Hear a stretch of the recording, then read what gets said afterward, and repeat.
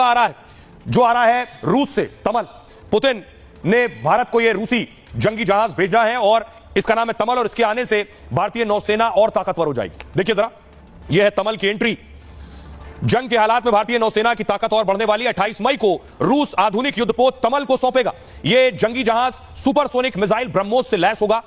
तमल युद्धपोत में दुश्मन के रडार में से बचने की खास ताकत है, यानी दुश्मन की पकड़ में नहीं आएगा। यह 3000 किलोमीटर तक निगरानी और रक्षा करने में भी सक्षम है। इसकी रफ्तार है 55 किलोमीटर प्रति घंटा, जबकि वजन 3900 टन। करीब 200 भारतीय नौसैनिक इसकी ट्रेनिंग पहले ही ले चुके हैं। रूस ने युद्धपोत की तकनीक और संचालन का प्रशिक्षण दिया था। ट्रेनिंग लेने वाला भारतीय दल ही युद्धपोत रूस से लाएगा। यानी जंग हुई तो तमल की तैनाती में कोई भी देरी नहीं होगी। तमल युद्धपोत 2016 में हुए भारत रूस रक्षा समझौते का हिस्सा है। इसके तहत 4 तलवार क्लास स्टील्थ फ्रिगेट बनाए जा रहे हैं। फ्रिगेट का मतलब युद्धपोत है, जबकि स्टील्थ एक तकनीक होती है। इससे जंगी जहाज, रडार और इंफ्रारेड किसी की पकड़ में नहीं आता है और दुश्मन की नजर आए बिना ही लक्ष्य को पूरा कर सकता है। समझौते के तहत तमल रूस में बनाया जाने वाला दूसरा युद्धपोत है। इससे पहले दिसंबर में भारत को रूस से INS तुशिल युद्धपोत मिला हुआ है और इन दोनों युद्धपोतों को 8000 करोड़ रुपए में आयात किया है। इसी समझौते के तहत ही गोवा में 2 जंगी जहाज बनाए जा रहे हैं और अनुमानित लागत इसकी 13000 करोड़ रुपए बताई जा रही है। तो आइए, यह तो भारतीय नौसेना की ताकत को बढ़ाएगा, लेकिन इंडियन नेवी की स्ट्रेंथ देखिए। यह है समंदर के राजा, समंदर के बादशाह इंडियन नेवी। इंडियन नेवी की तैयारियों से अंदाजा है कि वो क्या कर सकता है पाकिस्तान का।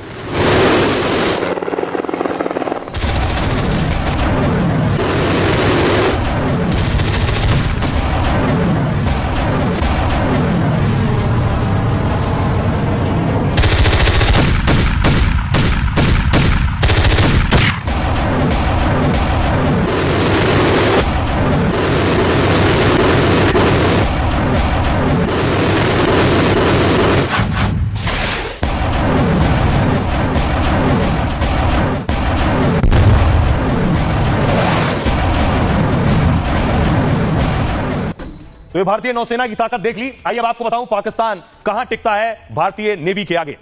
दोनों की ताकत आपके सामने है। भारत के पास लगभग सक्रिय नौसैनिक जो है वो 67,252 है, पाकिस्तान के पास 54,000 के आसपास है। इसके अलावा रिजर्व सैनिक भारत के पास 75,000 है, पाकिस्तान के पास सिर्फ 5,000 रिजर्व सैनिक है। जहाज भारत के पास 293, पाकिस्तान के पास 121 है। विमान वाहक पोत, यानी जिस पर विमान ले जाए जा सकते हैं, लड़ाकू विमान, भारत के पास INS विक्रांत और INS विक्रमादित्य है, पाकिस्तान के पास एक भी नहीं है। समुद्र की निगरानी के लिए भारत के पास P-8I एयरक्राफ्ट है और पाकिस्तान के पास कोई नहीं। विध्वंसक भारत के पास 13 है और पाकिस्तान के पास एक भी नहीं। पनडुब्बियां भारत के पास 18 हैं, पाकिस्तान के पास 8 पनडुब्बी हैं। बताया जाता है काम सिर्फ 2 ही कर रही हैं। आइए आपको सुनवाता हूं, सुनिए जरा एक्सपर्ट्स क्या कह रहे हैं। दीपक बोरा साहब को सुनिए। इतनी धमकी जंग की आ रही है, हमने तो एक भी नहीं दी। हमने तो मोबिलाइजेशन ही शुरू किया। हम तो सिविल डिफेंस की बात कर रहे हैं। बॉर्डर के ऊपर हमारी कहां डिविजन्स गई हैं, बस वो डरे हुए हैं। स्ट्रेटेजिक पेशेंट चाणक्य की संतान है, उसने कहा पहले रुक जाओ, उसका पसीना निकलने दो, वो अपने जितनी एक्सरसाइजेस करेगा उसका असला खत्म हो जाने दो, फिर हल्के हल्के उसको तमाचा मारो कि वो फिर उठ ना सके। ये बाज नहीं आएगा। अभी इसको हर जगह से जूता पड़ेगा, फिर भी बाज नहीं आएगा। और मैं आपको बता दें, इसको बाज आने का एक ही तरीका है सर। ये 5 साल, 10 साल, 50 साल, 500 साल तक ये नहीं बदलेगा। इसके मन में जहर है। सांप का जहर उसके फन में होता है, इनका जहर इनके मन में है। एक तरीका मेरे जहन में है सर। 74 साल की मेरी उम्र है, 52 साल मुझे कूटनीति में हो गई है। पाकिस्तान का जिंदा रहना दुनिया को कोई फायदा नहीं है, पाकिस्तान का मर जाना दुनिया को कोई नुकसान नहीं है। 4-5 इसके टुकड़े होने चाहिए, फिर उम्मीद हम कर सकते हैं कि आपस में भिड़ेंगे।